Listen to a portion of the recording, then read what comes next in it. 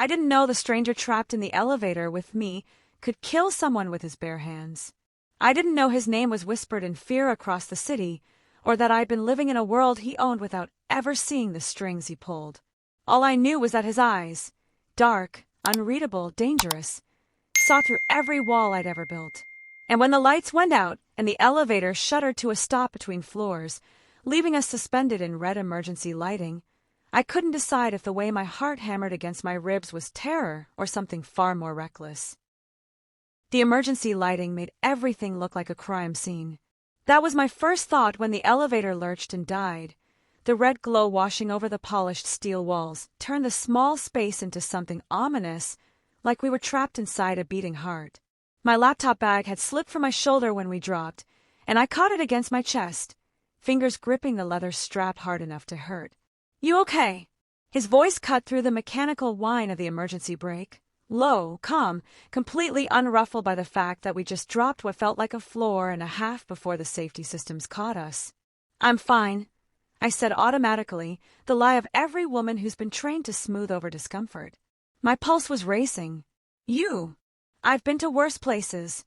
There was something in the way he said it, casual, almost amused, that made me look at him properly for the first time since he'd stepped into the elevator on 16. He stood with his back against the far wall, hands in his pockets, perfectly relaxed. Like being trapped in a broken elevator was mildly inconvenient rather than panic-inducing. The emergency lighting carved shadows across his face, highlighting the sharp angle of his jaw, the strong line of his nose. He was probably mid-30s, dark hair styled with the kind of casual precision that took effort to achieve. The suit was expensive. I'd worked in finance long enough to recognize craftsmanship when I saw it. But it was his hands I kept looking at. His right hand, specifically, resting casually in his pocket. The knuckles were bruised, purple and yellow, recent enough that they'd still be tender. "Emergency services have been notified," the automated voice announced from the speaker above us. "Please remain calm. Help is on the way."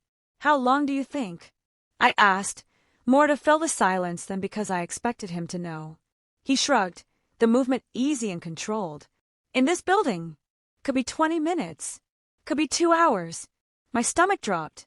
2 hours? Old building. Old elevators." He tilted his head slightly, studying me with an intensity that made my skin prickle. "You work late often." "Tonight I did. Client report." I shifted my bag, suddenly hyper-aware of how small the space was. 6 feet by 6 feet, if that. Close enough that I could smell his cologne, something dark and woody with an edge of spice. "You?" Meeting ran long. It was a non-answer, smooth and practiced. The kind of response that seemed to offer information while revealing nothing at all. I pressed the emergency call button anyway, needing something to do with my hands. A crackling came through the speaker, then a bored voice. "Fire department's been dispatched. Gonna be about 45 minutes. You got air, you got lights. Just sit tight." 45 minutes, I repeated, mostly to myself. "Could be worse," he said. I turned to find him watching me with those unreadable dark eyes. There was something predatory in his stillness, like he was the kind of man who never moved unless he meant to, every gesture deliberate and controlled. "Could it?" I tried for levity, failed. "I'm trapped in a broken elevator." "You're alive. Lights work. Air circulating." The corner of his mouth lifted, not quite a smile but close. "Trust me. Things can always be worse." The way he said it sent a chill down my spine. Not threatening, exactly. Just certain. Like he'd personally witnessed exactly how much worse things could get. I slid down the wall to sit on the floor, my skirt smoothing beneath me, laptop bag in my lap like a shield. If we were going to be here 45 minutes, I wasn't going to spend it standing in heels. After a moment's hesitation, I slipped them off, flexing my toes against the cool floor. "Smart," he said. He remained standing, back against the wall, completely at ease. I tried not to stare at those bruised knuckles. Tried not to wonder what, or who, he'd hit. "I'm Amelia," I offered, because 45 minutes of silence seemed worse than attempting conversation with a beautiful stranger who set off every warning bell in my nervous system. "Giovanni." He said it the Italian way, Giovanni, the syllables rolling off his tongue like wine. "Nice to meet you, Amelia." The way he said my name did something strange to my pulse. "Are you Italian?" I asked, then immediately felt stupid. Of course, he was Italian with a name like that. Among other things. His eyes never left my face. "You scared?" The question was so direct it startled me. "Of what?" "This." He gestured around the elevator. "Being trapped. Being alone with a stranger." I should have lied. Should have said no. I'm fine, just inconvenient. But something about the red emergency lighting and his bruised knuckles, and the fact that we were suspended between floors, made me honest. "A little," I admitted. "Are you the kind of stranger I should be scared of?" That almost smile again. "That depends." "On what?" "On whether you think danger is always a bad thing." My breath caught. It was such a strange thing to say, the kind of line that should have sounded ridiculous but somehow didn't when delivered in that dark, certain voice. "I think," I said carefully, "that danger is usually something sensible people try to avoid." "Usually," he agreed. "But not always." He moved then, just slightly shifting his weight, and I realized how much larger he was than me. Tall, broad-shouldered, taking up space in a way that made the elevator feel even smaller. But he didn't move closer, just resettled against his wall, giving me distance. The consideration in that small gesture surprised me. "What do you do, Amelia?" he asked. "Besides work late and get trapped in elevators?" "I'm a financial analyst. Sterling and Cross, 3 floors down." I hug my laptop bag. "Mostly I stare at spreadsheets and try to make rich people richer." "And you're good at it?" "Good enough." "You don't sound passionate about it." I laughed, a short, surprised sound. "It's a job. It pays the bills. I'm not sure passion is supposed to factor into it." "Everything you do should have passion in it," Giovanni said quietly. "Otherwise, what's the point?" Coming from anyone else, it would have sounded like corporate seminar bullshit. Coming from him, in that voice, in this red-lit suspended moment, it sounded like a challenge. "What about you?" I asked, deflecting. "What do you do that you're so passionate about?" "I solve problems."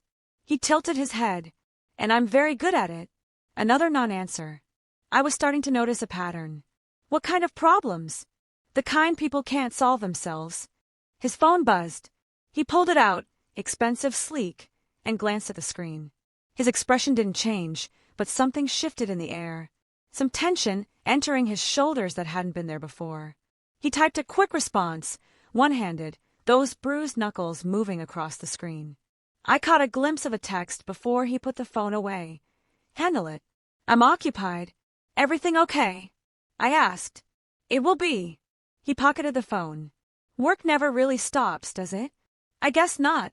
We fell into silence. Not uncomfortable, exactly, but charged. I could hear the buildings settling around us, distant sounds of traffic on the street below, the hum of machinery somewhere above. The elevator swayed slightly, and I grabbed the railing instinctively. "We're not going to fall," Giovanni said. "Emergency brakes are holding. We're safe." "You sound very sure about that." "I'm sure about most things." The arrogance should have been off-putting.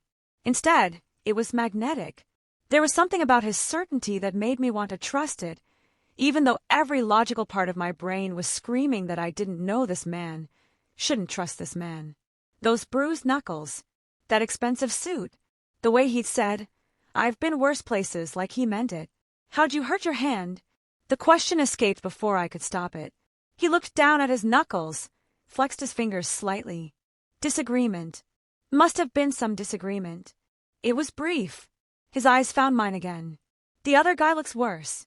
It should have scared me. It did scare me. But underneath the fear was something else, something that made my pulse quicken for reasons that had nothing to do with being trapped. "You get in a lot of disagreements?" I asked. "Only when necessary." And it was necessary. Very. No hesitation. No shame. Just fact. I should have been horrified. Should have moved farther away, made myself smaller, waited for rescue in silence. Instead, I found myself leaning slightly forward. "What do you do for fun, Giovanni?" I asked. "When you're not solving problems and getting into disagreements." He seemed genuinely amused by the question. "Is this your version of small talk?" "We have 45 minutes. Might as well get to know each other." Dangerous logic. "Why?" "Because some people are better left as strangers." The words should have been a warning. They were a warning. But the way he was looking at me, like I was a puzzle he was trying to solve, like I'd somehow become the most interesting thing in his dangerous world, made me reckless. "Are you one of those people?" I asked. "Definitely." "Then why are you still talking to me?" Something shifted in his expression. For just a moment, the careful control slipped, and I saw something raw underneath. Surprise, maybe. Or recognition. "Because," he said quietly, "you're the first person in a very long time who's looked at me and seen a person instead of a reputation." I didn't understand what he meant. Didn't know about the empire he'd built in blood, the fear his name inspired, the bodies buried on his orders.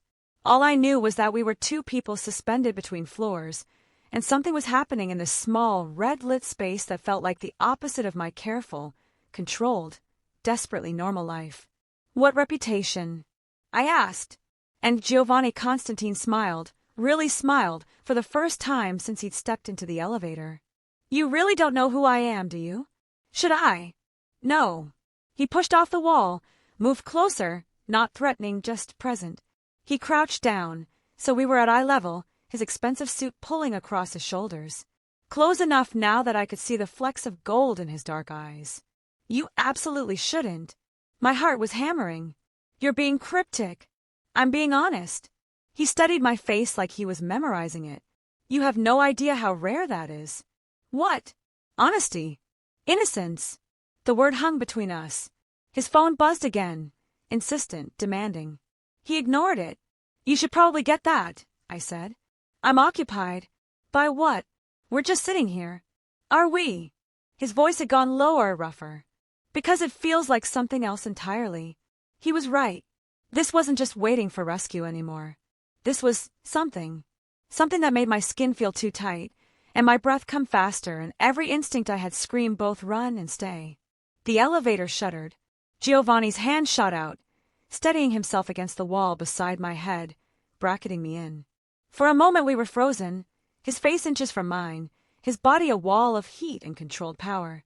"Sorry," he said, but he didn't move. "It's fine," I whispered, but it wasn't. Nothing about this was fine. Nothing about this was safe. And some buried part of me, the part I'd locked away years ago, the part that had decided safe was better than sorry, was waking up and screaming that this was what being alive felt like. His eyes dropped to my mouth, lingered. "Amelia," he said, and my name in his voice sounded like a prayer and a curse all at once. "Yes. When they get us out of here." He stopped, started again. "You should forget this happened." "Why?" "Because I'm not a good man. And you're not the kind of woman who should know men like me." "You don't know anything about me," I said, some spark of defiance making me brave. "I know enough." His hand flexed against the wall. "I know you're exactly the kind of person who lives in the light, who follows rules, who plays it safe. And you're not." "No, beautiful. I'm very much not." The Italian endearment slipped out unconsciously, and I watched him register it, watched something like frustration cross his face. The elevator lurched again, upward this time. The main lights flickered, died, flickered again. Then blazed back to life, the normal fluorescent brightness shocking after the red emergency glow.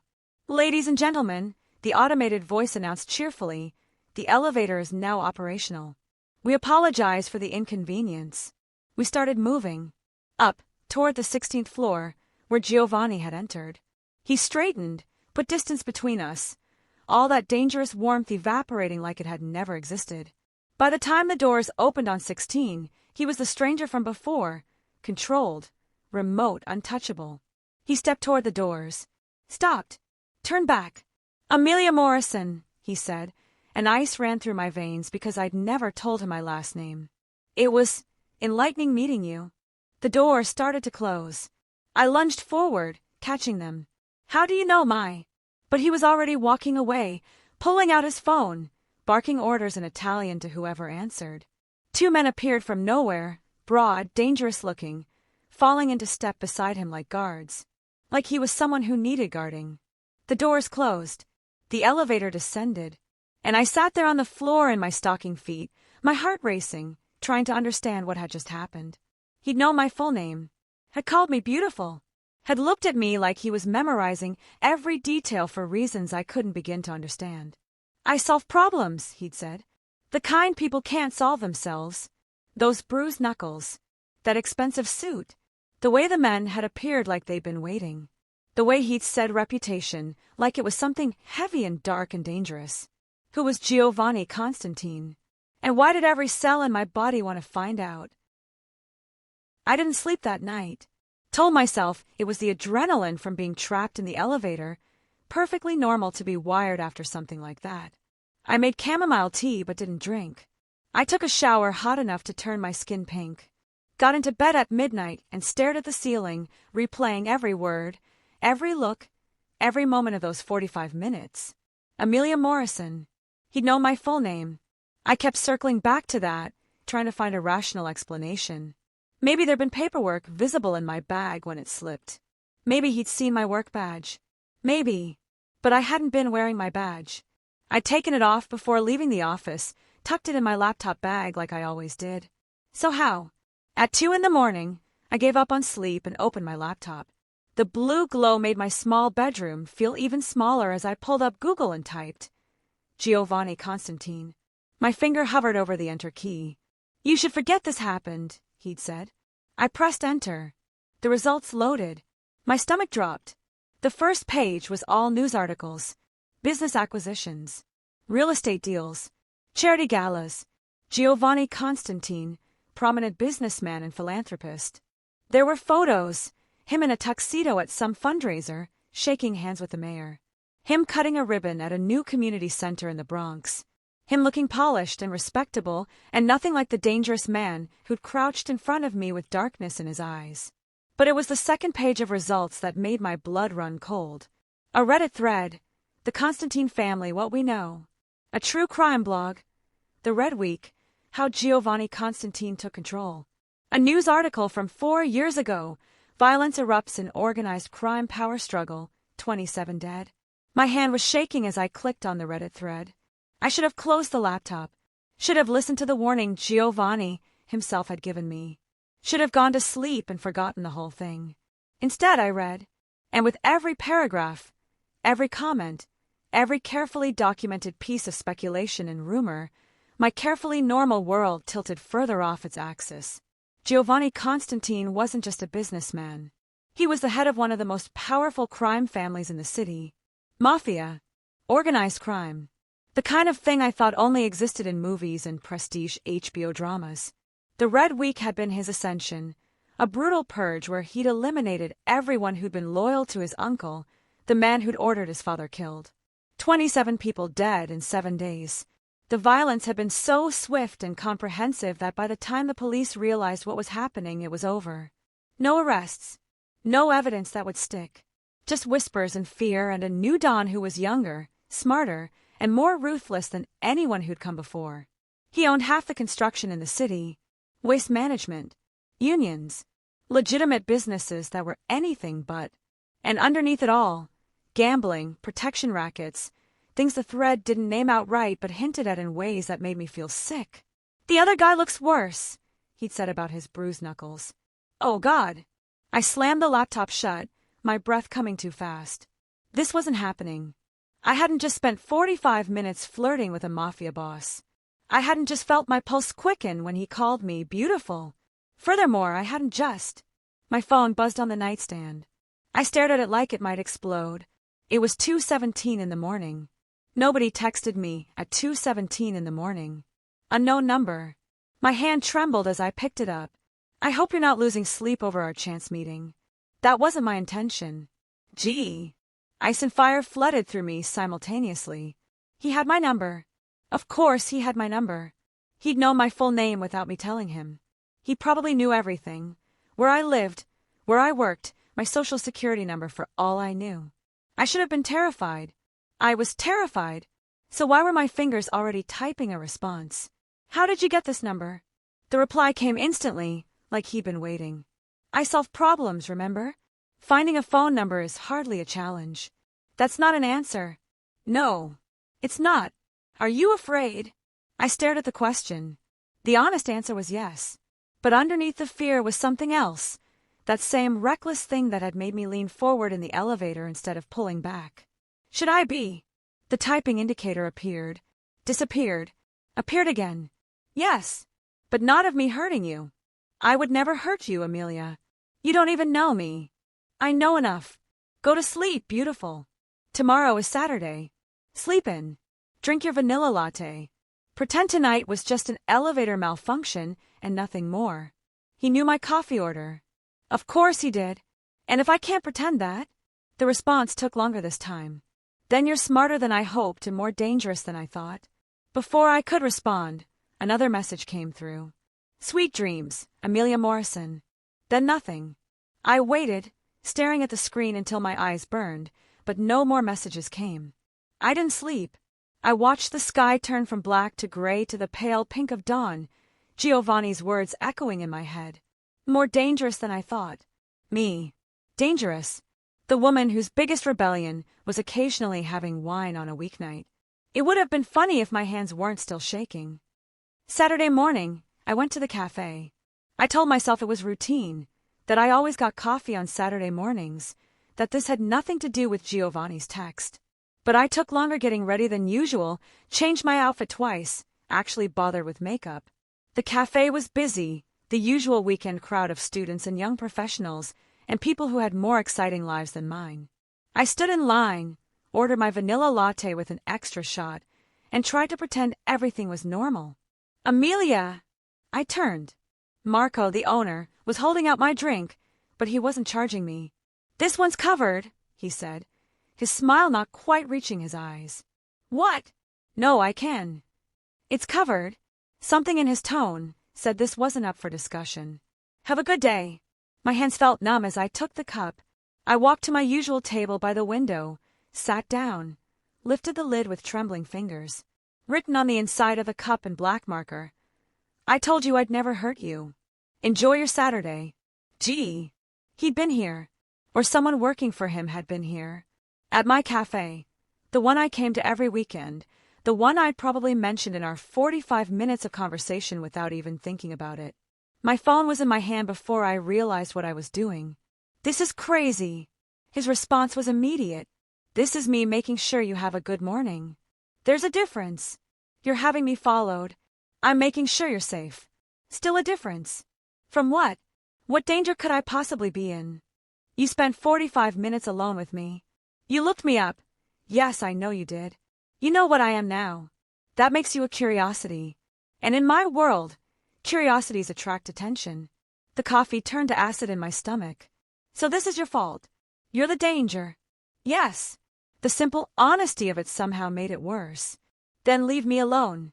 Let me go back to my normal life. I'm trying to. That's what the protection is for. So you can go back to normal while I make sure last night stays a harmless coincidence. I stared at the message, my reflection ghostly in the cafe window. Across the street, I saw him now that I was looking. A man in a dark jacket, sitting on a bench, newspaper in his hands but eyes on the cafe entrance. Watching. How long? How long what? How long will I have a babysitter? Until I'm certain you're safe. A few days. Maybe a week. And then you never hear from me again. You go back to your spreadsheets and your vanilla lattes and your safe, predictable life. And this becomes a story you tell at parties. The time you got stuck in an elevator with a stranger. It's what I should have wanted. It's what I'd been trying to build for years. A life so normal, so unremarkable, that nothing could touch it. So why did the thought make my chest ache? What if I don't want that? I hit send before I could stop myself. Watched the message sit there, delivered read. The typing indicator appeared, disappeared, nothing. I waited 5 minutes. 10. Drank my coffee that Giovanni Konstantin had apparently paid for. Watched my assigned bodyguard across the street pretend to read his newspaper. My phone stayed silent. Finally, I gathered my things and left. The man on the bench didn't follow, at least not obviously. But I felt eyes on me the whole walk home. Sunday passed in a fog. I meal prepped like I always did. I went to the gym. I did laundry.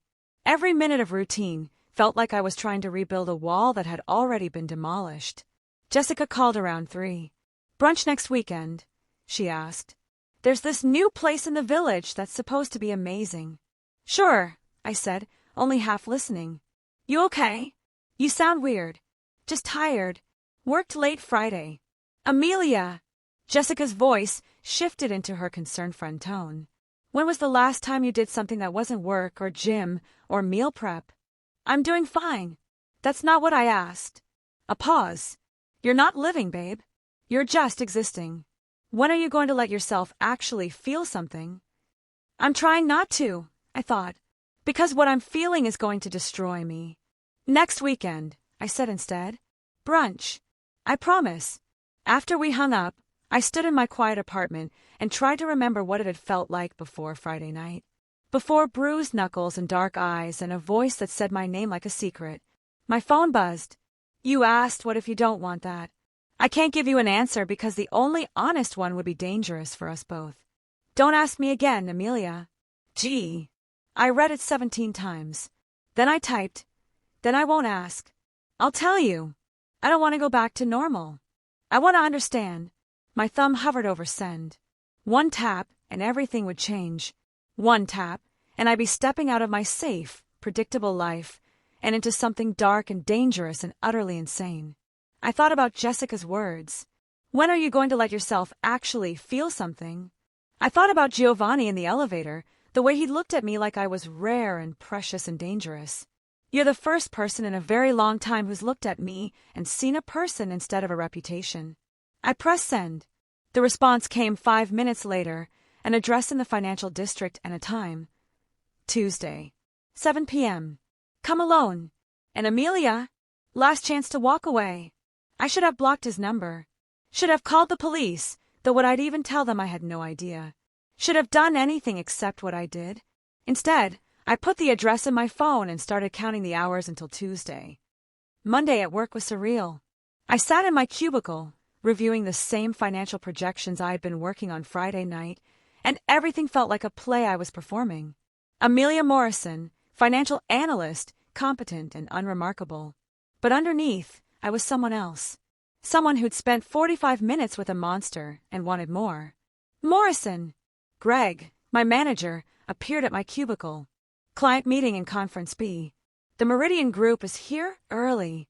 I grabbed my laptop and followed him down the hall, falling into work mode automatically. The Meridian Group was one of our biggest clients, real estate holdings across the city. I'd worked on their account for 2 years. The conference room door opened. I stepped in, professional smile in place, and stopped dead. Giovanni Konstantin sat at the head of a table. He wore a different suit, charcoal gray, equally expensive. His bruises had faded slightly, but were still visible. And his eyes, when they met mine, held something I couldn't read. Ah, Ms. Morrison, Greg said cheerfully, oblivious. This is Mr. Konstantin, the new principal investor in Meridian. He's taking a more hands-on approach to the portfolio. Mr. Konstantin, my voice sounded normal. How was my voice normal? Welcome, Ms. Morrison. He stood, extended his hand across the table. Those bruised knuckles. I've heard excellent things about your work. I had to take his hand, had to touch him in this fluorescent-lit conference room with Greg and 2 other analysts watching. His hand was warm, strong, and the moment our skin touched I felt it. Electricity, recognition, danger. Thank you, I managed. He held my hand a fraction too long before releasing it. I look forward to working closely with you. It sounded professional. It sounded perfectly appropriate. It sounded like a promise and a threat all at once. Greg launched into the presentation. I opened my laptop with trembling hands and tried to focus on numbers and projections, and anything except the fact that Giovanni Konstantin had just inserted himself into my workplace. He'd done this deliberately.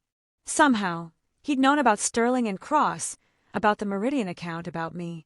He'd bought his way into my 9-to-5 life the same way he'd paid for my coffee. Halfway through the presentation, his phone buzzed. He glanced at it, then looked directly at me. Ms. Morrison, I'll need you to prepare a detailed analysis of our residential holdings in the Bronx. His voice was pure business. Have it ready by tomorrow evening? Of course, I heard myself say. Good. I'll collect it from you personally. 7 p.m. tomorrow.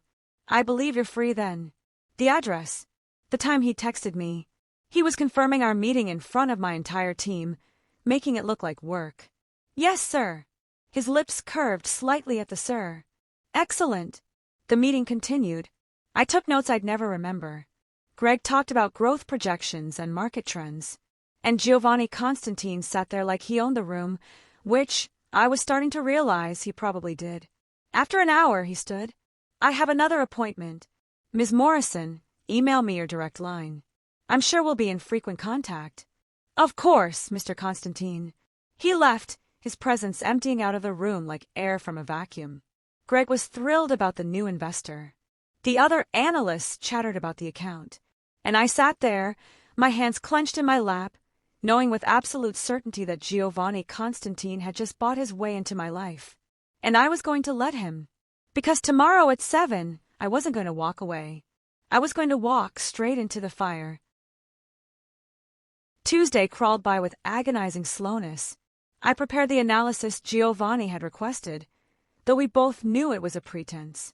My fingers trembled on the keyboard as I compiled data on residential properties in the Bronx, buildings he owned, I now realized. Buildings where people paid rent to his shell companies without knowing who really controlled their homes. Like I had been doing for 3 years. At 6:30, I changed in the office bathroom. Nothing too obvious. I swapped my work blouse for a silk camisole under my blazer, touched up my makeup, let my hair down from its professional bun. My reflection looked back at me with wide eyes that held equal parts fear and anticipation. Last chance to walk away. I grabbed my laptop bag and left. The address led me to a building I recognized, one of the high-rises in the financial district, all glass and steel and expensive views. The lobby was marble and chrome, the kind of place where doormen wore uniforms and knew better than to ask questions. Amelia Morrison, I told the security desk. For Mr. Konstantin. The guard checked his list, nodded. Penthouse. He's expecting you. Of course he was. The elevator ride up was torture. Different elevator, different building, but my pulse still hammered remembering Friday night. Remembering red emergency lighting and his voice in the dark and the way he looked at me like I was something precious and dangerous. The doors opened directly into the penthouse. I stepped out into a space that was exactly what I'd expected and nothing like I'd imagined. Floor-to-ceiling windows overlooking the city at twilight. Minimalist furniture that probably cost more than my annual salary. Art on the walls that looked original and vaguely menacing. Everything was sharp edges and dark colors and controlled luxury. Giovanni stood by the windows, his back to me, phone to his ear. He was speaking Italian, rapid, harsh, clearly giving orders. I caught fragments. Fado. Adesso. Non mi interessa. I don't care. He ended the call and turned. We stared at each other across the expensive expanse of his living room. He'd removed his suit jacket, rolled his sleeves to his elbows. The bruises on his knuckles were stark against his skin. You came, he said finally. You bought your way into my workplace. I acquired a strategic investment that happened to give me access to exceptional financial analysis. His lips curved. The fact that it's your workplace is convenient. Convenient. I stepped further into the room, anger making me brave. You manipulated my entire day. My job. You had no right. I had every right.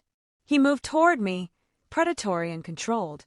The moment you texted me back, the moment you said you wanted to understand, you gave me that right. That's not how it works. In my world it is. He stopped a few feet away, close enough that I could smell his cologne, see the flecks of gold in his dark eyes. You wanted to understand? Then understand this. I don't do anything halfway.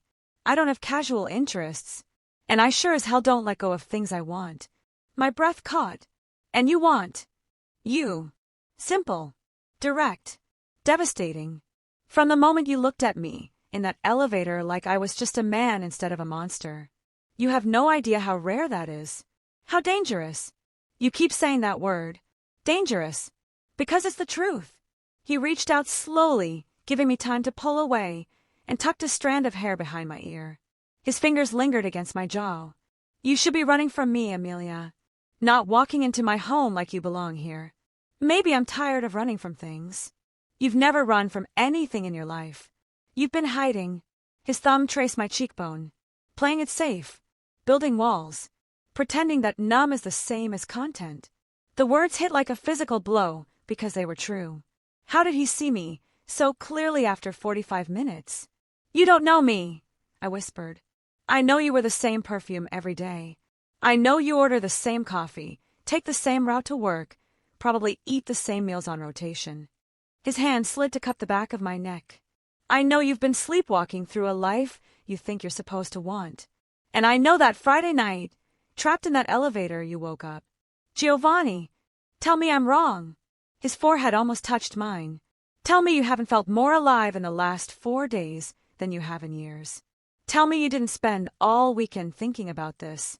About me." I couldn't, because every word was true. "What do you want from me?" I asked instead. "Everything." His voice had gone rough. "Your time, your attention, your trust. I want to show you what it feels like to actually live instead of just exist. And in return, I'll give you honesty, protection, everything I have." His thumb stroked the pulse point in my neck. "But I need you to understand what you're choosing. I'm not a good man, Amelia. My world is violent and dark, and there are things I've done that would horrify you. Like the Red Week?" He went very still. "You researched me." "Of course I did. 27 people, Giovanni. You killed." I eliminated threats to my family. Men who had betrayed us, who had murdered my father. No apology, no justification. Just fact. I would do it again tomorrow if necessary. I should have been terrified, should have walked out right then. Instead, I asked, "Would you hurt me?" "Never." Absolute certainty. "You're the only thing in my world I want to protect, not control." "You barely know me." "I know enough." He stepped back, giving me space. "And if you stay, I'll learn the rest. Every detail, every secret, everything that makes you who you are." The intensity in his eyes made my knees weak.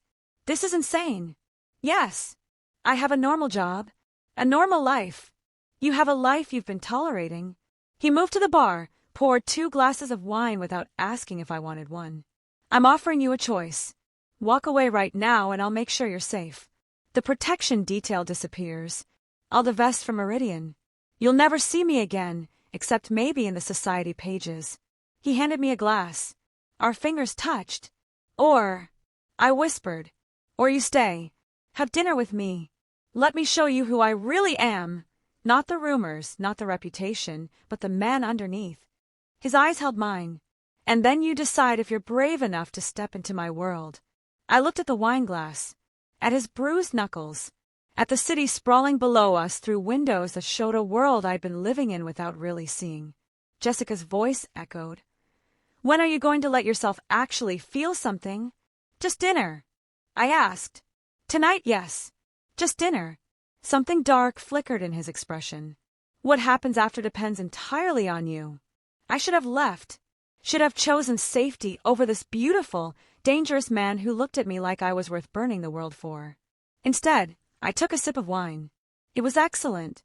"Tell me about the Bronx properties," I said, and watched his eyes light up with understanding. I was staying. Dinner was on his terrace, a table set for 2 overlooking the glittering city, candles flickering in the warm evening air. It should have felt romantic. It did feel romantic.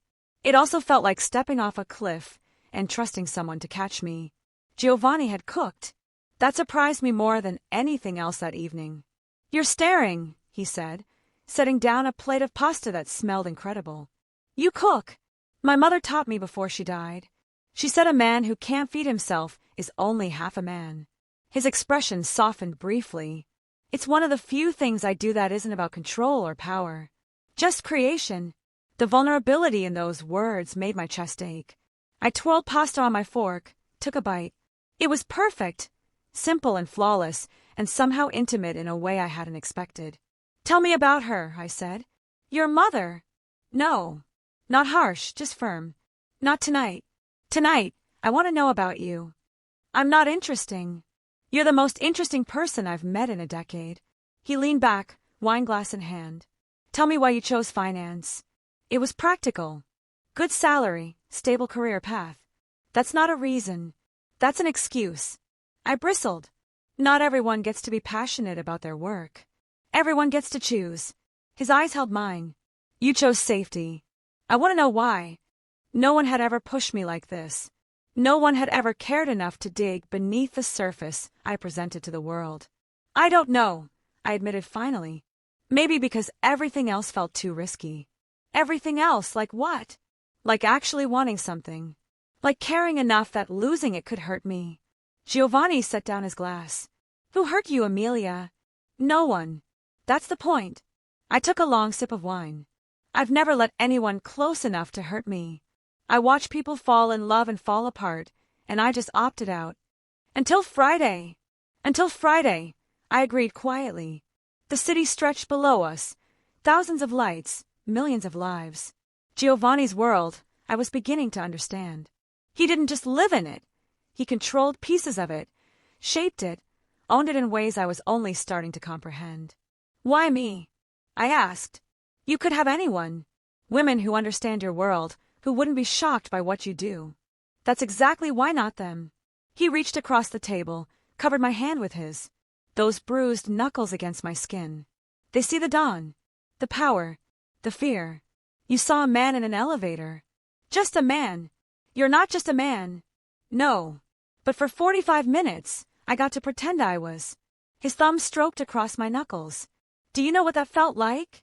To be seen as human instead of useful or threatening. I turned my hand over, lacing our fingers together. The gesture felt monumental. We finished dinner talking about inconsequential things, books, music, the terrible coffee in my office. He was funny when he let himself be, dry humor cutting through that dangerous intensity. And he listened like every word I said mattered, like he was cataloging details to study later. After dinner, he showed me the rest of the penthouse. His office was all dark wood and leather, computers I suspected were encrypted beyond anything legal. His bedroom I only glimpsed. Massive bed, floor-to-ceiling windows, everything in shades of charcoal and black. Afraid I'll seduce you if you come inside, he asked, catching my hesitation at the doorway. Afraid I'll let you. His eyes darkened. Would that be so terrible? My pulse thundered. I don't do this. I don't. With men I barely know. You know me better than most people who've known me for years. He stepped closer, backing me against the door frame. You know I'm dangerous. You know I kill when necessary. You know I've inserted myself into your life with all the subtlety of a hurricane. And you're still here. That doesn't mean. It means everything. His hand cupped my face. But I'm not going to touch you. Not tonight. Not until you ask me to. Why not? Because when I have you, Amelia, I want there to be no doubt. No wondering if you were swept up in the moment or confused by the danger. His thumb traced my lower lip. When you come to my bed, it will be a choice. Clear-eyed and deliberate. The restraint in his voice made me reckless. I rose on my toes, bringing my lips within inches of his. And if I asked now? His jaw clenched. Don't. Why? Because I'm barely holding on to my control as it is. His other hand pressed against the door frame beside my head. And you deserve better than me losing it on our first real night together. I should have stepped back. Should have let the moment pass. Instead, I closed the distance and kissed him. He went rigid for half a heartbeat. Then his control shattered. His hand fisted in my hair, angling my head as he deepened the kiss with an intensity that stole my breath. It wasn't gentle. It was possession and hunger and barely leashed violence channeled into something that made my knees buckle. I grabbed his shoulders for balance, felt the solid muscle beneath his shirt, felt him groan against my mouth. His other hand gripped my hip, pulling me flush against him, and I could feel every hard line of his body. This was nothing like the careful dates I'd had before. This was fire and darkness, and the terrifying thrill of free fall. Giovanni broke away suddenly, breathing hard, his forehead against mine. Amelia! His phone rang. He ignored it. It rang again.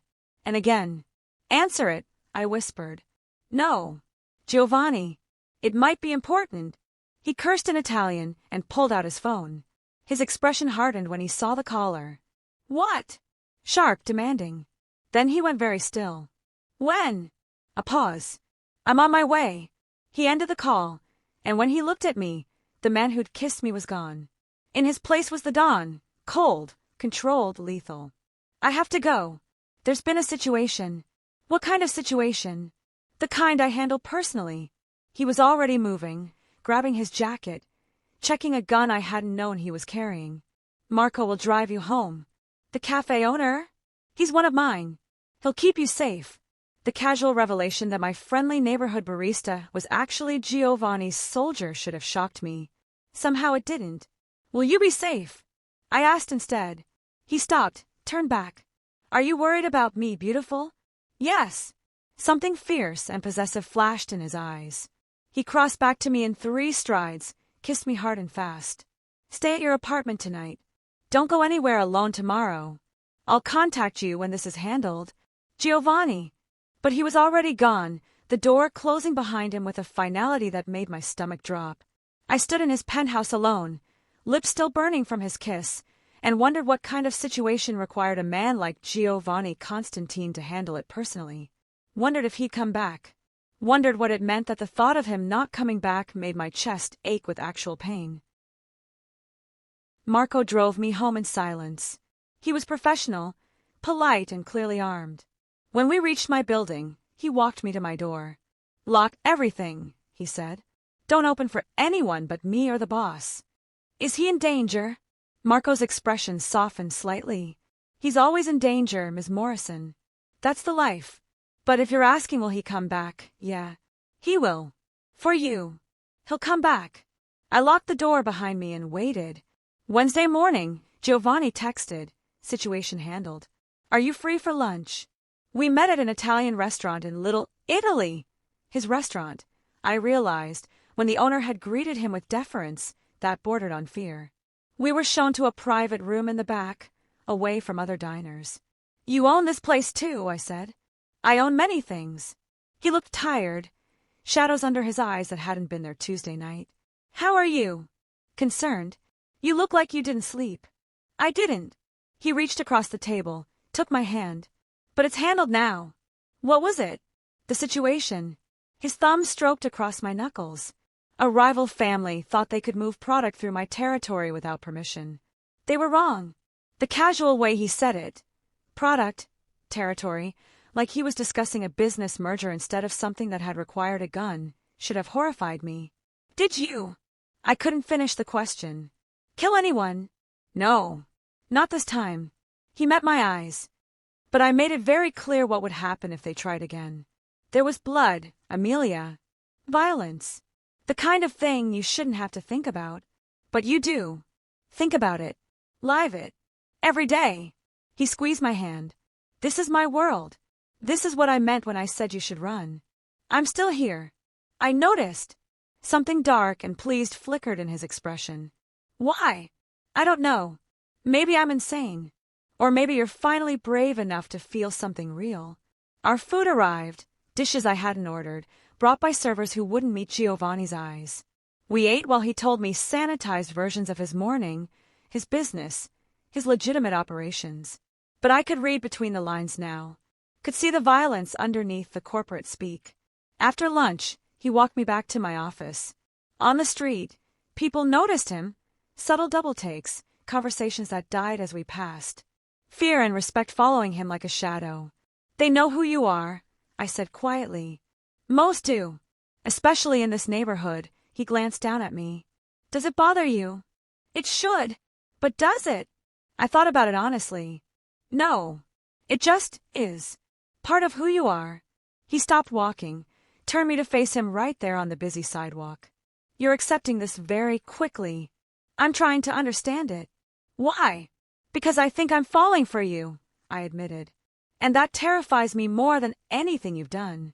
Giovanni's eyes widened, actual shock breaking through that careful control. Amelia, I know it's crazy.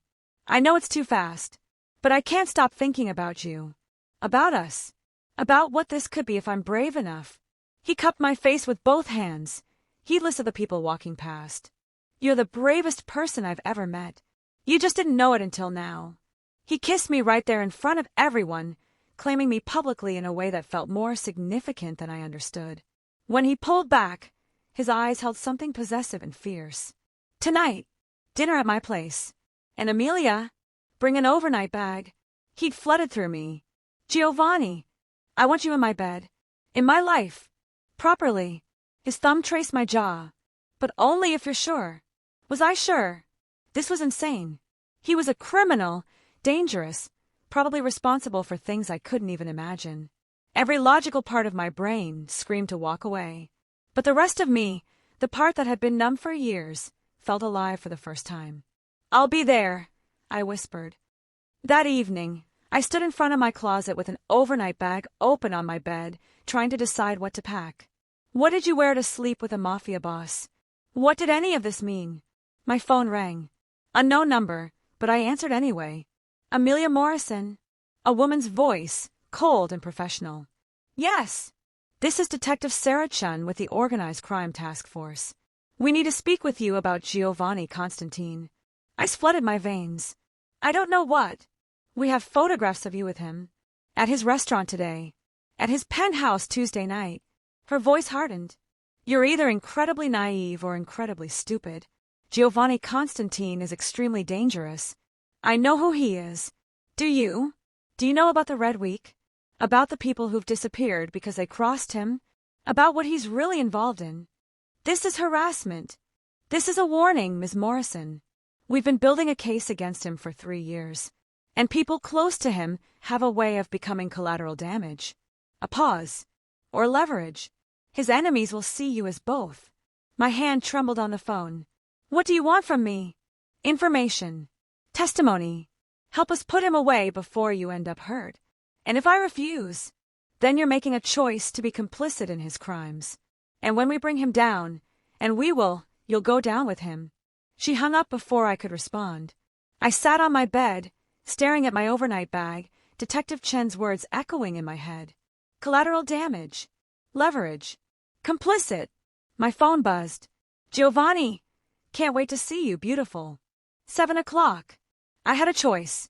Walk away now, cooperate with the police, go back to my safe, normal life. Or pack that bag, go to his penthouse, and cross a line I could never uncross. My hands were shaking as I threw clothes into the bag. Overnight things, a dress for tomorrow, the black lingerie I'd bought on impulse and never worn. Because Detective Chen was right about one thing, I was making a choice. I was choosing him. I was choosing to feel something, even if it destroyed me. I was choosing to finally live. At 6:45, I locked my apartment and headed for the building where Giovanni Konstantin waited. And I didn't look back. If you were in Amelia's position, would you stay or run? Would you choose safety or risk everything for a chance at something real? Let me know where you're watching from in the comments below. And if you're hooked on this story, don't forget to subscribe. I've got more just like this in the pipeline. Giovanni answered the door himself. He changed from his suit into dark jeans and a black Henley that made him look younger, less dangerous. But his eyes tracked to the overnight bag in my hand, and something predatory and satisfied flickered across his face. "You came," he said. "You doubted I would? Hoped. Not doubted." He took the bag from me, set it inside. "Come in, beautiful." The penthouse smelled like cooking, garlic and herbs and something rich simmering on the stove. He'd set the table again, candles waiting to be lit, wine already breathing. "You cooked again," I said. "I wanted tonight to be perfect." He pulled me close, his hand settling on my waist. "Before everything gets complicated. Before." My pulse quickened. "Giovanni, what?" He kissed me before I could finish, slow and deep and tasting like promise. When he pulled back, his forehead rested against mine. "I need to tell you something," he said quietly. "Something I should have told you before, but I was selfish. I wanted a few perfect days before reality crashed in. Fear spiked through me. What is it?" He led me to the couch, sat beside me, still holding my hand like he was afraid I'd run. "The police contacted you today. Detective Chun." I went rigid. "How do you know that?" "Because I have people watching you. Protecting you." He squeezed my hand. "And because Chen's been trying to build a case against me for years. She's desperate, and desperate people make dangerous choices. Like using me. Like using you." His jaw clenched. "By being seen with me, you've painted a target on yourself. The police see you as potential leverage, or a witness they can flip. My enemies see you as a weakness they can exploit." "Your enemies?" The word felt surreal in my mouth. People actually want you dead? Multiple people. Multiple organizations. He said it so calmly, like discussing the weather. There's a Russian crew that's been trying to move into my territory. A rival family that thinks I'm too young to hold power. And the Calabrese family, they lost people during the Red Week. They want revenge. My hands were shaking. And now they know about me. Now they know about you, he confirmed. Which is why I can't let you go home tonight. Or tomorrow. Not until I've secured every possible angle. You mean you're keeping me here? Like a prisoner. Like someone precious. I refuse to let get hurt. His hand cupped my face. Amelia, I know this is terrifying. I know it's not what you signed up for. But I will keep you safe. I swear it. How? You just said multiple people want you dead. And I'm still here. Steel entered his voice. I've survived 3 assassination attempts, 2 coups, and more threats than I can count. I'm very good at staying alive, and at protecting what's mine. I'm not yours. Aren't you? His eyes burned into mine. You brought an overnight bag. You chose this. Chose me. That makes you mine, beautiful. And I protect what's mine with everything I have. Before I could respond, his phone buzzed.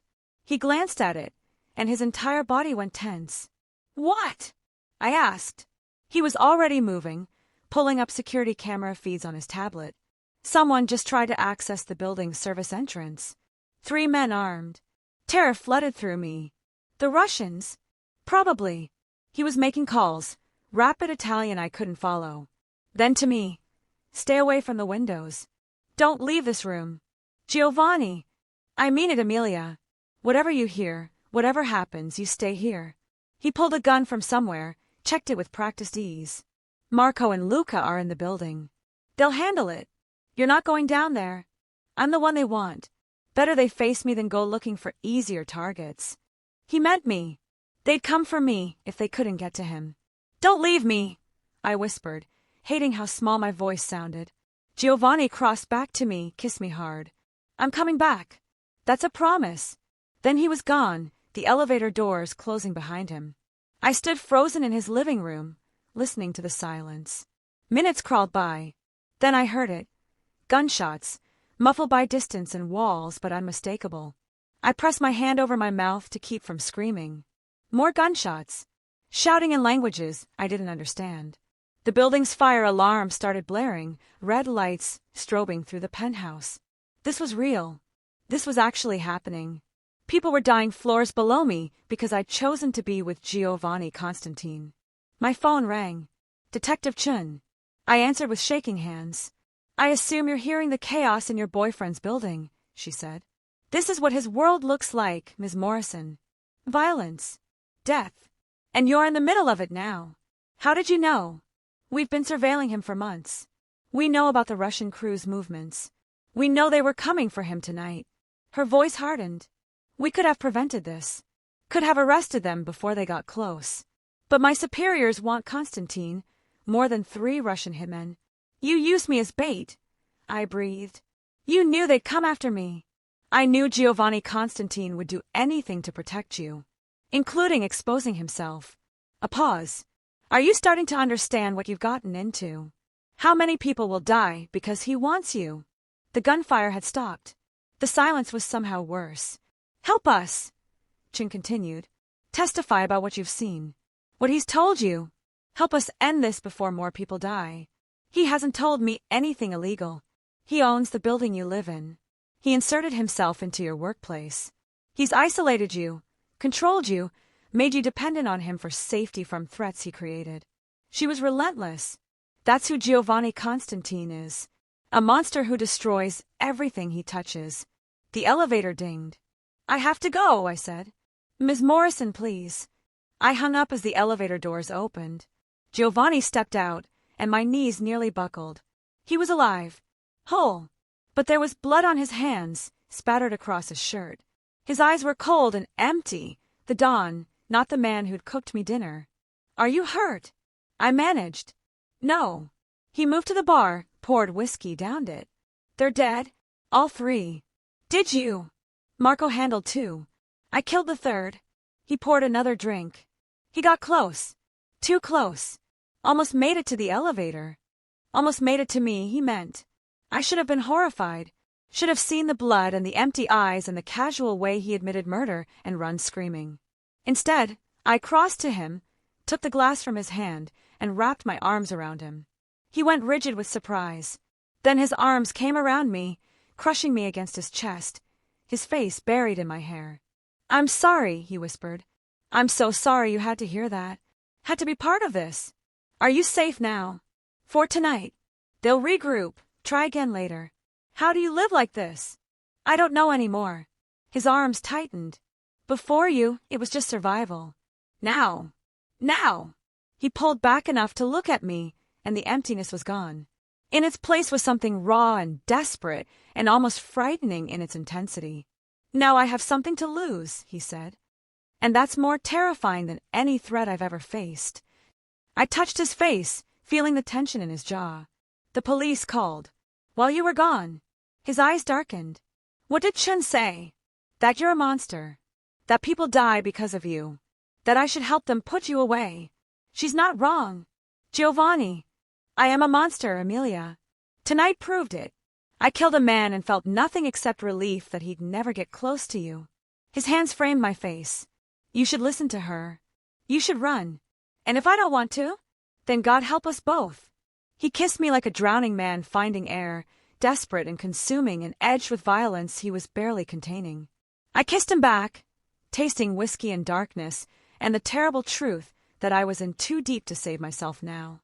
When we broke apart, both breathing hard, his eyes held a question. I took his hand, the one still stained with blood, and led him toward his bedroom. "Amelia, I'm choosing this," I said. "Choosing you, even knowing what it means. You'll regret it. Maybe. But I'll regret walking away more." His bedroom was dark except for the city lights spilling through the windows. Giovanni stood behind me, his hands resting on my shoulders, both of us reflected in the glass overlooking the skyline. "Last chance," he said quietly. "After tonight, everything changes." I turned to face him. "It already has." He kissed me slowly this time, like he was memorizing the taste of me. His hand slid into my hair, tilting my head back as he deepened the kiss. I felt his control fraying, the violence from downstairs still humming through him, transmuting into something equally intense but infinitely more consuming. "I need to shower," he murmured against my lips. "I have blood. I don't care." "I do." He stepped back, breathing hard. "I won't touch you like this. Wait for me." I nodded, and he disappeared into the bathroom. I heard water running and tried to calm my racing heart. This was happening. I was really doing this. I changed into the black lingerie I'd packed, feeling both ridiculous and bold. When Giovanni emerged 20 minutes later in just a towel, water still beating on his chest, his eyes went molten. "Cristo," he breathed, "you're trying to kill me. Is it working?" He crossed to me in 3 strides, backing me against the windows. "You have no idea what you do to me. What you've done to me from the moment you smiled at me in that elevator." "Then show me." He did, with hands and mouth, and whispered Italian that sounded like prayers and curses all at once. He was patient and demanding, and so intensely focused on me that I felt like the only thing in his world that mattered. When he finally made me his, the city sprawled below us like a kingdom, and I understood with crystal clarity that I'd never be the same. Never be able to go back to the woman I'd been before Giovanni Konstantin had crashed into my carefully controlled life. Afterward, we lay tangled together, his fingers tracing idle patterns on my skin. "Stay," he said into the darkness. "Move in here where I can protect you properly." "That's insane. So is everything about us." He propped himself up on one elbow. "I'm serious, Amelia. You're not safe in your apartment anymore. Not after tonight. I have a job, a life. Keep your job. Keep whatever you want. But sleep here. Let me know you're safe." It was too fast. Too much. But the fear in his eyes was real. The 3 dead Russians were real. Detective Chen's warning was real. "Okay," I heard myself say. "Temporarily. Until the threat passes." "Until the threat passes," he agreed, though we both knew that might be never. I moved in over the weekend. Giovanni sent people to pack my apartment, efficient, Professional men who handled my entire life like it was a military operation. Marco supervised, making sure nothing was forgotten. "Boss wants you comfortable," he explained. "Whatever you need, you tell me." What I needed was to understand how my life had become this in less than 2 weeks. Monday morning, I went to work like normal. Except nothing was normal.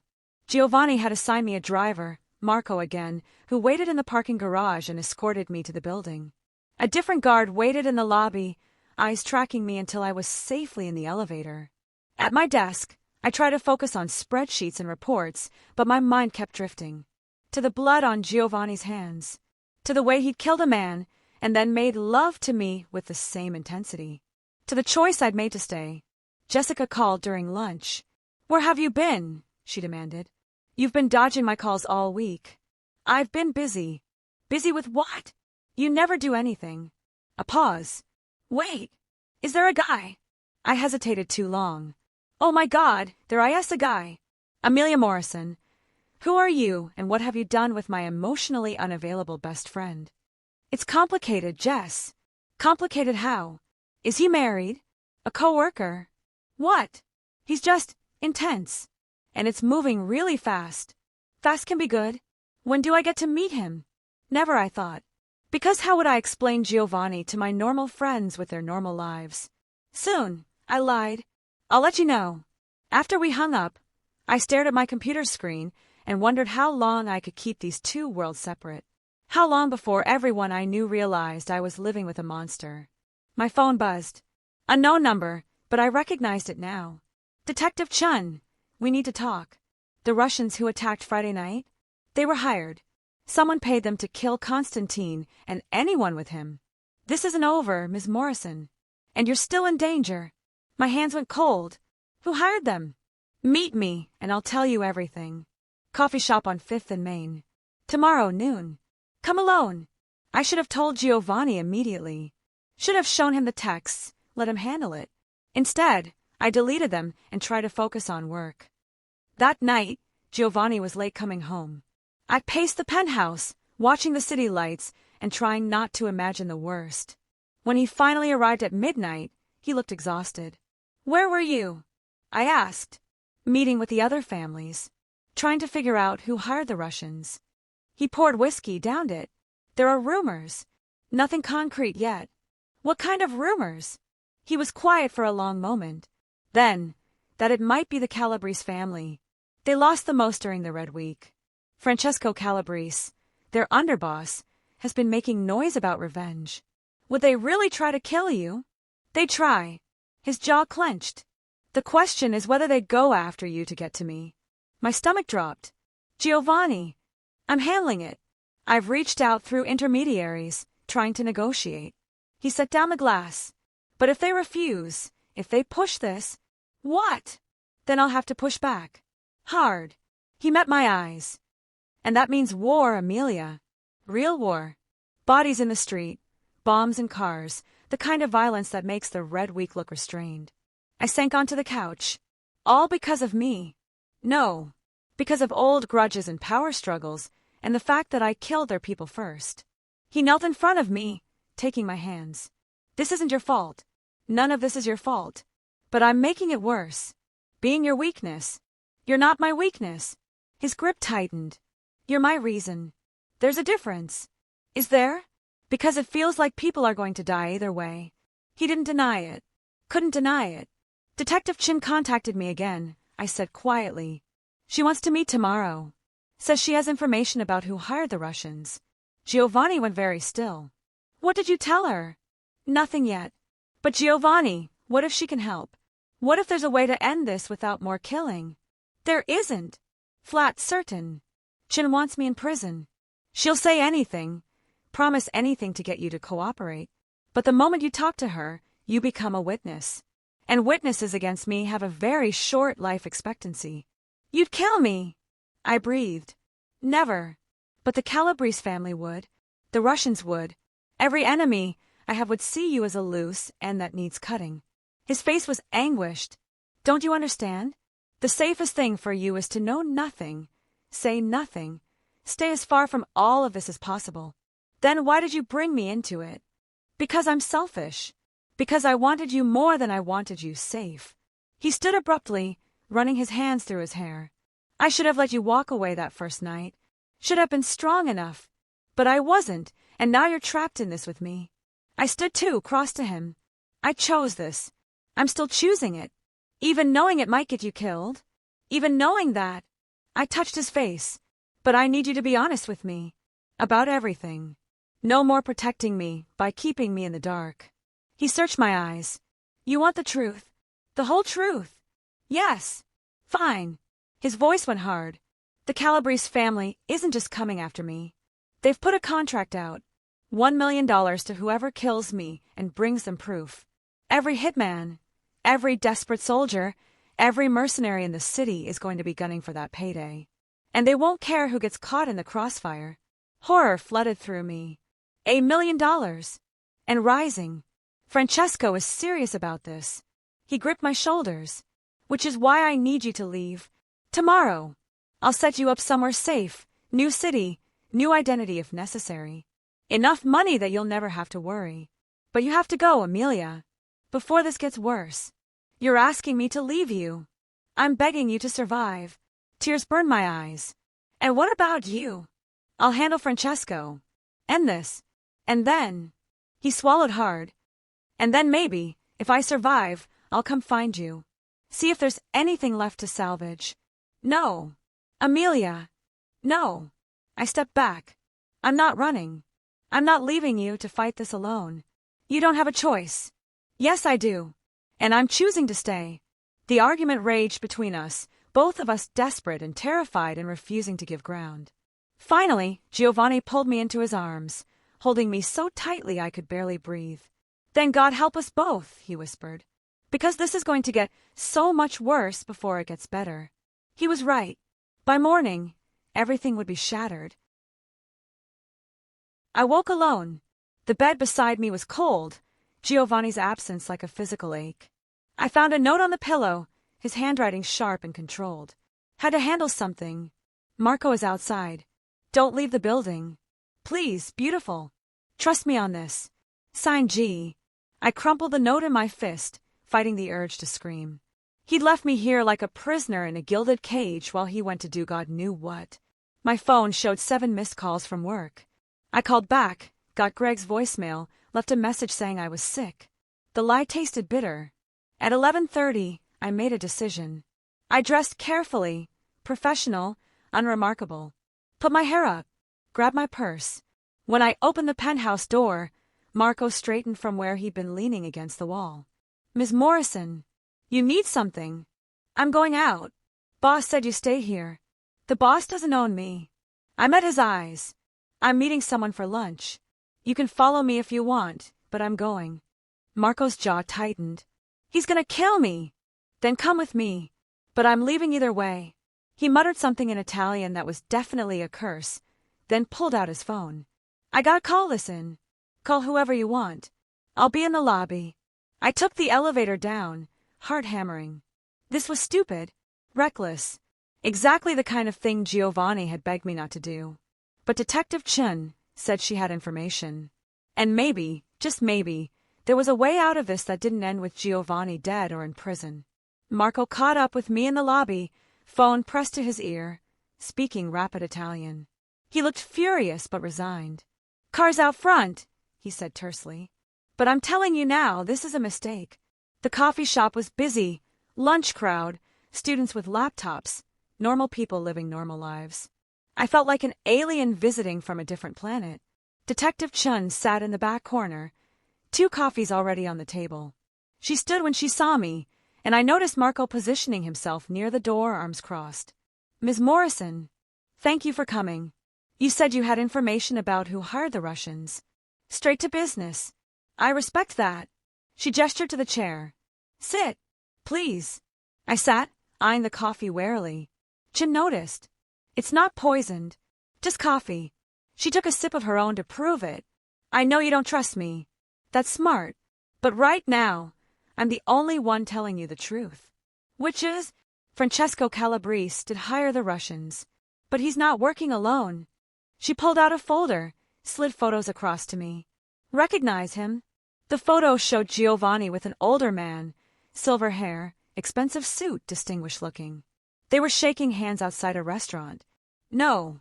Who is he? Victor Marchetti. He's the head of the commission, the ruling council that oversees all the families in the city.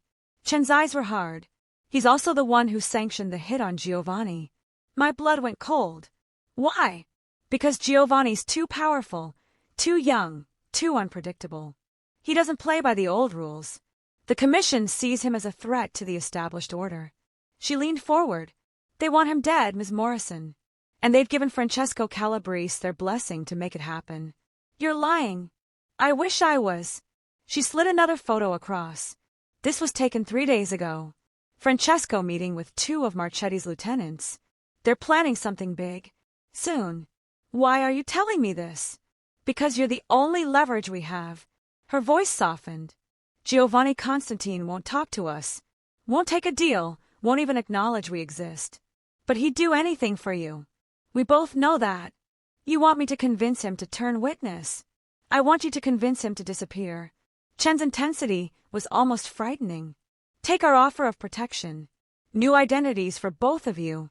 Witness protection, relocated out of state, out of the country if necessary. You both walk away alive. In exchange for what? Everything he knows about the commission. Names, operations, evidence we can actually use. Help us take down the entire organization, not just one family. It was tempting. So tempting it hurt. A way out where Giovanni survived, where we both survived. He'll never agree, I said. Then he'll die.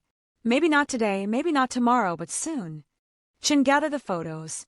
Francesco's planning something for Friday night. We don't know what yet, but our informant says it's big. A public hit designed to send a message. What message? That no one is untouchable. Not even Giovanni Konstantin. My hands were shaking. I need to go. Ms. Morrison, Amelia. She caught my wrist as I stood. I know you love him. I can see it. But love won't stop a bullet. Think about my offer. You have until Friday. Marco appeared at my elbow. Time to go. I let him guide me out, the coffee shop's normalcy feeling surreal and distant. In the car, Marco was on the phone immediately, speaking in low, urgent Italian. He's pissed, Marco said when he hung up. And worried. What did Chin tell you? That we're all going to die. I stared out the window. That there's a hit planned for Friday. We figured. Marco's jaw clenched. Boss has been preparing. Preparing how? Better you don't know. We drove in silence back to the penthouse. Giovanni was waiting when I stepped off the elevator, and the fury in his eyes was terrifying. What the hell were you thinking? He advanced on me. I told you to stay here. I told you. Chin has evidence. Photos. The commission sanctioned the hit, Giovanni. This isn't just Francesco, this is everyone. He stopped. What? I told him everything. Victor Marchetti, the photos, the Friday deadline. With each word, his expression grew darker. She offered witness protection. I finished. New identities. A way out for both of us if you testify against the commission. Giovanni laughed, bitter and sharp. Of course she did. It's a way to survive. It's a fantasy. He paced to the windows. You think the commission would let me disappear? That there's anywhere in the world they wouldn't find me eventually? Witness protection works for soldiers, not for dons who know where everybody is buried. Then what's your plan? Wait for Friday and hope you're faster. My plan is to strike first. He turned back, and the dawn was fully present now. Cold, calculating, ruthless. Destroy Francesco before he can move. Send a message to Marchetti and the commission that I'm not so easy to eliminate. That's just more killing. That's survival. He crossed to me, gripped my shoulders. This is my world, Amelia. This is what I do. And I'm very, very good at it. Or you die trying. Maybe. But I die on my feet, not running. I pulled away from him, my chest tight with anger and fear. So that's it? You choose violence over any possibility of a life together.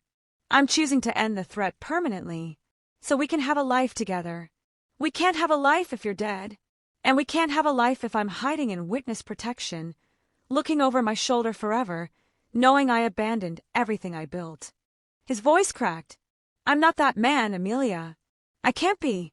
Then I can't do this. The words escaped before I could stop them. I can't watch you choose death over us. Giovanni's face went white. What are you saying? I'm saying I love you. God help me. I love you more than I've ever loved anything.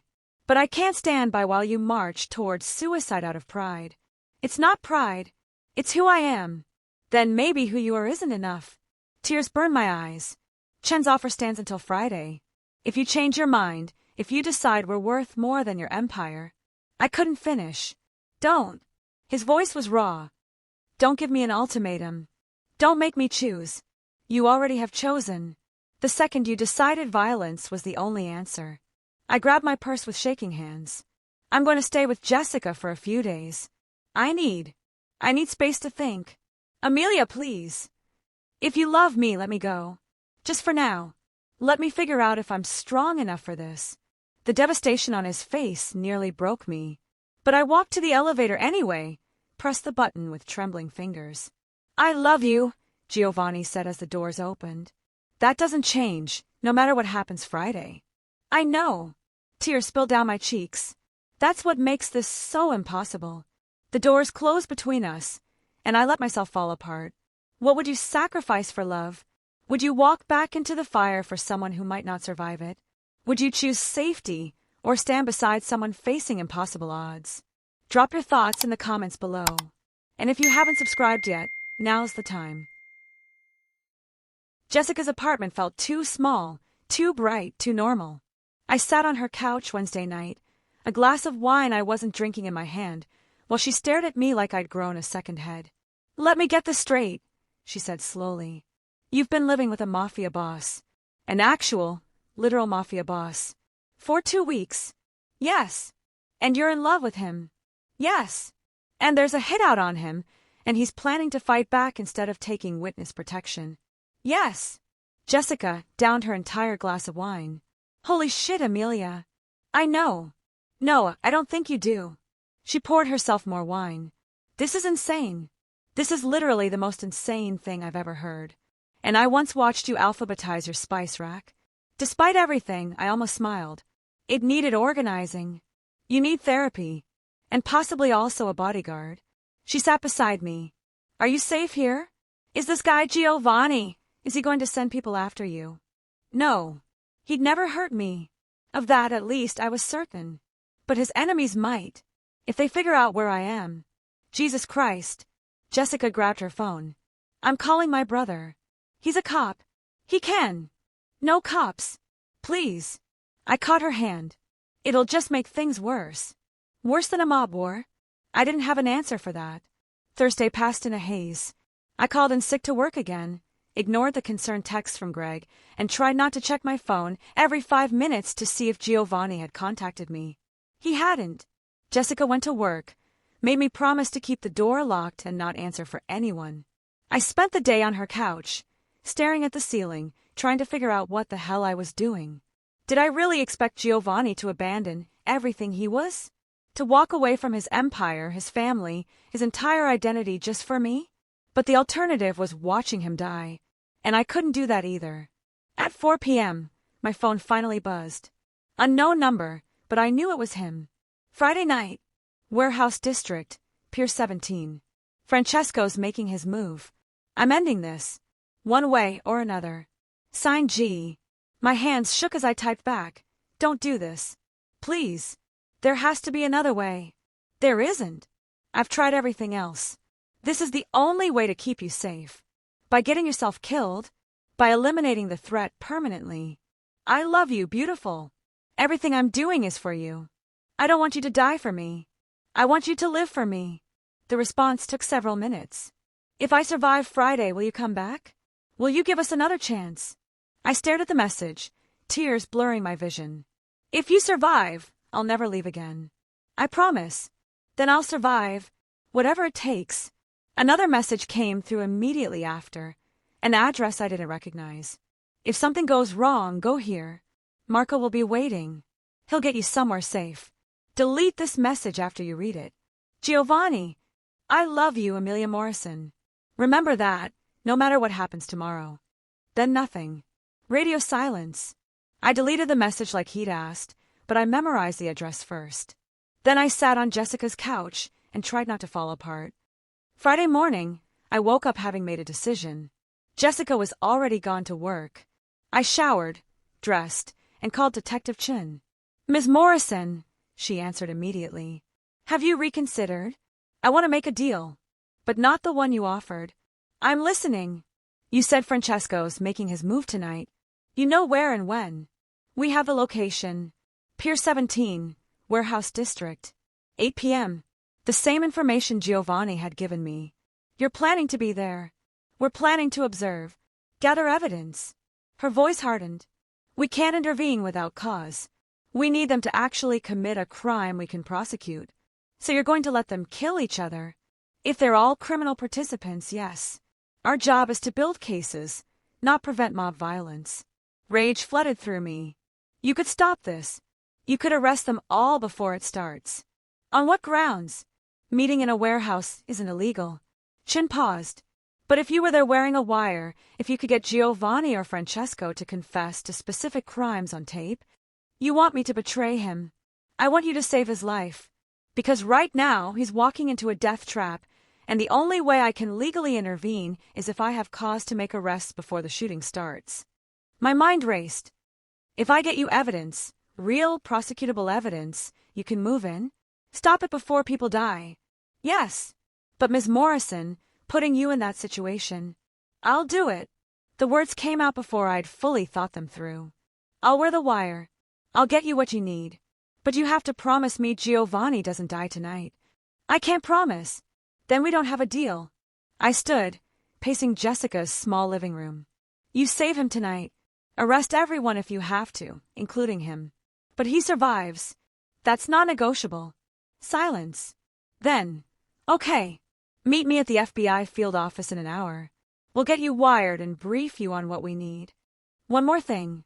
After tonight, after you have your evidence, I want immunity for cooperation.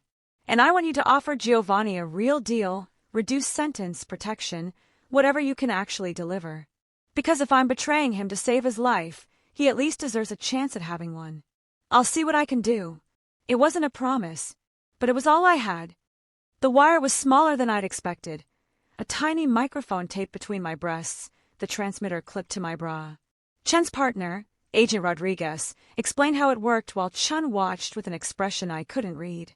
"You just need to get them talking," Rodriguez said. "Get Giovanni or Francesco to admit to specific crimes. Murders, if possible. Drug trafficking. Anything we can use to justify immediate arrest. And then you move in." "Then we move in." Chin met my eyes. "But Ms. Morrison, you need to understand the risk. These are dangerous men. If they discover the wire..." "They won't." I hoped I sounded more confident than I felt.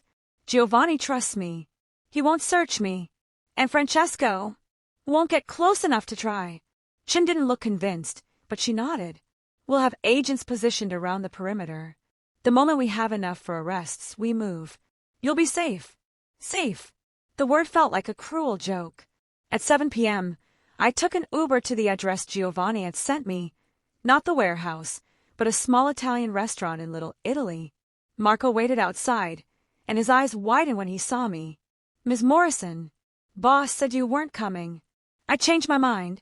I forced a smile. "Is he here?" "Inside. But Ms. Morrison, tonight's gonna be bad." "You shouldn't." "I know. That's why I'm here." I touched his arm. "I need to see him before whatever happens." Marco studied me for a long moment, then nodded. "He's in the back." The restaurant was closed, empty except for a handful of Giovanni's men positioned strategically around the room. They watched me pass with unreadable expressions. Giovanni sat alone at a table in the private room, a glass of whiskey untouched in front of him. He looked up when I entered, and the joy and fear that flashed across his face nearly broke me. "Amelia!" He stood. "What are you doing here? I couldn't let you do this alone." I crossed to him. "If tonight's the night everything ends, I want to be with you until it does." He pulled me into his arms, holding me so tightly I could barely breathe. "You shouldn't have come. It's not safe. Nowhere's safe anymore." I pulled back to look at him. "Tell me the plan. Tell me what happens tonight." He hesitated, then led me to sit down. Francesco and his crew are meeting at the warehouse at 8. They think they're walking into a negotiation, neutral ground, limited soldiers, a chance to talk before things get worse. But it's not a negotiation. No. His eyes were hard. It's an execution. I have 30 men positioned around that warehouse. The moment Francesco shows his face, we eliminate him and everyone with him. That's murder, Giovanni. Premeditated murder. That's survival. He took my hand. After tonight, the commission will know I'm not someone they can threaten. Francesco's death will be a message. Touch me or mine, and you don't survive to regret it. The wire felt like it was burning against my skin. This was it, the confession Chin needed.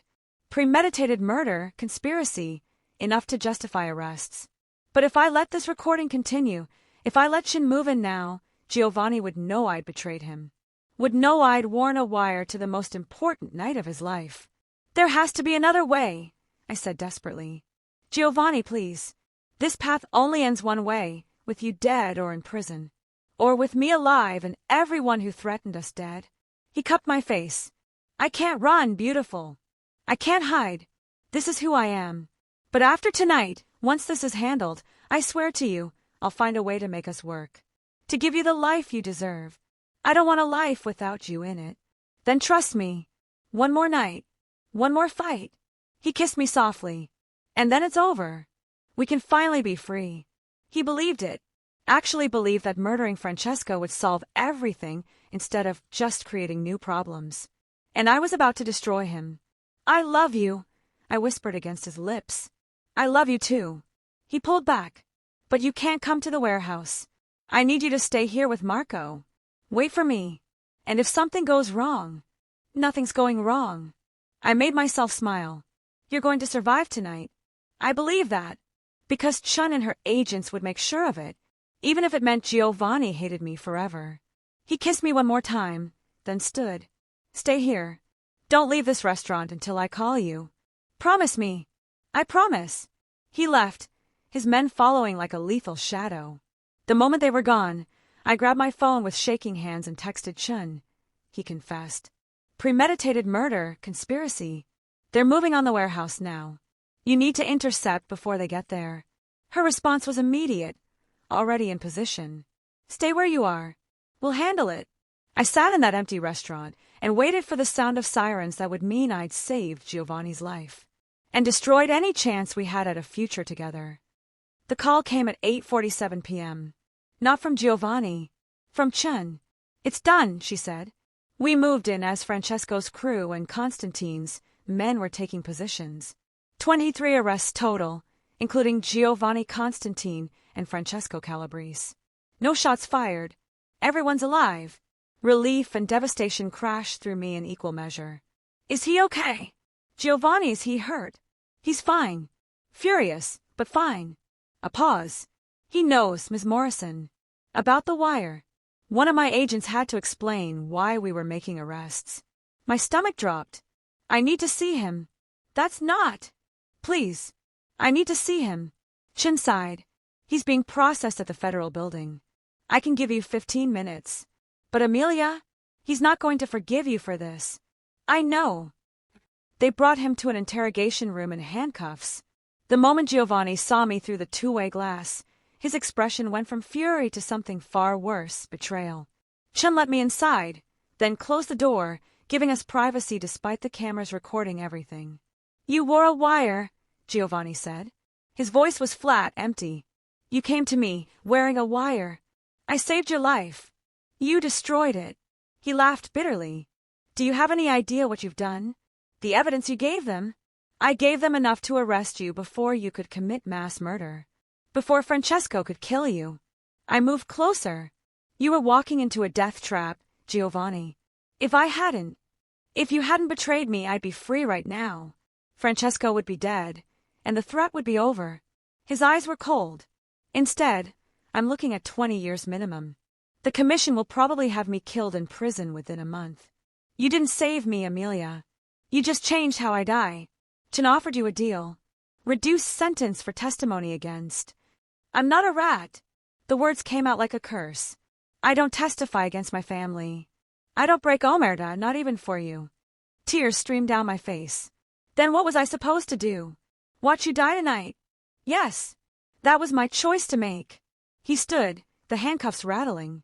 You had no right to take that from me. No right to decide you knew better than I did how to handle my own life. I love you. Don't. His voice cracked. Don't say that to me right now. Because if you loved me, you would have trusted me. You would have believed I could survive without betraying everything I am. You're not a criminal. You're a man who got trapped in a terrible situation. I am a criminal. The shout echoed in the small room. I've killed people, Amelia. Ordered deaths. Run operations that destroyed lives. That's not something I was trapped into. That's who I chose to be. And you wearing that wire doesn't change any of it. It just makes me a criminal who's also a fool for trusting the wrong person. Each word was a knife to my chest. Giovanni, please. Agent Shin is waiting to take your statement. You should go give it. He turned away from me. We're done here. We're done, period. I won't accept that. You don't have a choice. He looked back over his shoulder. I hope it was worth it, beautiful. I hope saving my life was worth destroying everything we could have been. A guard opened the door. My time was up. I wanted to say something, anything that would make this better. But Giovanni had already dismissed me, his shoulders rigid, his walls rebuilt higher than ever. I left him there in that interrogation room and felt like I was leaving part of my soul behind. 3 days later, I sat across from Detective Chen in a coffee shop, a different one this time, nowhere near Giovanni's territory. The DA's offering him a deal, she said. 15 years reduced to 8 with good behavior, testimony against the commission, full cooperation with ongoing investigations. Will he take it? His lawyer says no. He's refusing to cooperate. Chen's expression was almost sympathetic. He'd rather serve the full 20 than betray his code. Of course he would, because that was who Giovanni Konstantin was, stubborn, principled in his own twisted way, loyal to a fault. All the things I'd fallen in love with. All the things that would keep him locked away. Can I write to him? I asked. You can try. Whether he reads the letters is up to him. I tried. Every day for 2 weeks. I wrote letters explaining, apologizing, telling him I'd do it again because I couldn't live in a world where he didn't exist. I mailed them to the detention center where he was being held. None of them were answered. Work became unbearable. Greg kept asking if I was okay, if I needed time off, clearly worried about my hollow eyes and mechanical responses. Jessica tried to help, but how could she understand something I barely understood myself? I'd saved the man I loved and lost him in the same moment. 4 weeks after that terrible Friday night, I came home to my apartment. I'd moved back after Giovanni's arrest, to find Marco waiting in the hallway. Ms. Morrison. My heart leaped. Is he okay? Did something happen? Boss is fine. Being transferred to federal prison upstate tomorrow. Marco shifted uncomfortably. He asked me to give you something. He handed me an envelope. Thick, sealed. My name written in Giovanni's sharp handwriting. He read your letters, Marco said quietly. All of them. I thought you should know that. Then he left me standing there with trembling hands and a heart that suddenly dared to hope. I went inside, sat on my couch, and opened the envelope. Inside was a letter, pages of Giovanni's handwriting, angry and raw and honest. I read it 3 times, crying harder with each pass. He understood why I'd done it. Hated that I'd done it, but understood. The betrayal still cut deep, probably always would. But underneath the anger was something else, grudging respect that I'd been brave enough to make an impossible choice. That I'd loved him enough to save him, even knowing it would cost me everything. The letter ended with words that made my breath catch. I don't know if I can forgive you yet. Maybe I never will completely. But I also can't stop loving you, no matter how much easier that would make this. You're in my blood now, Amelia. Under my skin. Part of my soul. And I'm starting to think that's not something prison can change. I'm taking the deal. 8 years, then I'm out. 8 years to figure out if what we had was real or just beautiful insanity. Long enough for you to decide if you're brave enough to wait for a man like me. I'm not asking you to. I'm not asking you for anything.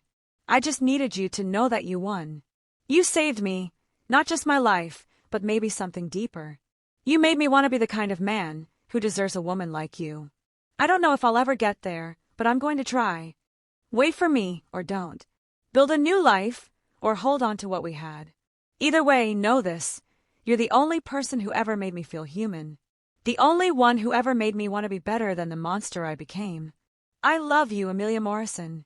That doesn't change, no matter how many years or walls separate us. Yours, even if I shouldn't be. Giovanni. I held that letter and cried until I had nothing left. Then I grabbed my laptop and started composing an email to the prison system's correspondence program, requesting approval for regular visits. 8 years was a long time. But Giovanni Konstantin had taught me something important. Sometimes the things worth having were the things you had to fight for. The things that terrified you. The things that required choosing bravery over safety, love over logic. He'd chosen to be better. To take the deal. To try to become someone worthy of the future we might have. The least I could do was choose him back. 8 years later, the prison gates opened at 6 a.m. on a Tuesday in March. I'd been waiting since 5, parked across the street in the same car I'd driven here every month for 8 years. Giovanni walked out wearing civilian clothes, carrying a small bag of belongings, looking older and harder and somehow more beautiful than I remembered. He stopped when he saw me leaning against the car. For a long moment, we just stared at each other across the distance. Then he smiled, that rare, genuine smile that I'd only seen a handful of times. I ran. He caught me, lifting me off my feet, burying his face in my hair. You waited. Of course I waited. I pulled back to look at him. Did you really think I wouldn't? I hoped. Didn't let myself believe. His hand cupped my face like I was something precious. 8 years, Amelia. You could have built an entire life. I did build a life. I turned my head to kiss his palm. One that had a space waiting for you to fill. I'm not the same man who went in. Neither am I. I smiled through tears. But maybe we're better versions. Ones that earned this. He kissed me then, slow and deep and tasting like coming home after the longest journey. When we broke apart, both of us were crying. I'm done with that life, he said quietly. The commission, the family, all of it. I testified, burned those bridges. There's no going back. Good. Because I'm not interested in the Don. I'm interested in the man who cooks pasta and reads my letters and spent 8 years becoming someone who deserves a second chance. What if I don't know how to be just a man? Then we'll figure it out together. I took his hand. I have an apartment upstate. Small, quiet, nowhere near the city. Got a job as a financial consultant, boring, legitimate, pays enough. It's not exciting, but it's ours if you want it. Giovanni looked at our joined hands, then back at me. You planned a whole life for us. Planned a possibility. Whether you want it is up to you. He was quiet for so long I started to worry. Then, I want it. God help me. I want boring and quiet and legitimate. I want morning coffee and weekend dinners and a life so normal it would have bored me to death 8 years ago. And now it sounds like everything I never knew I needed. He pulled me close again. I love you, Amelia Morrison. Thank you for not giving up on me. Thank you for becoming someone I didn't have to give up on.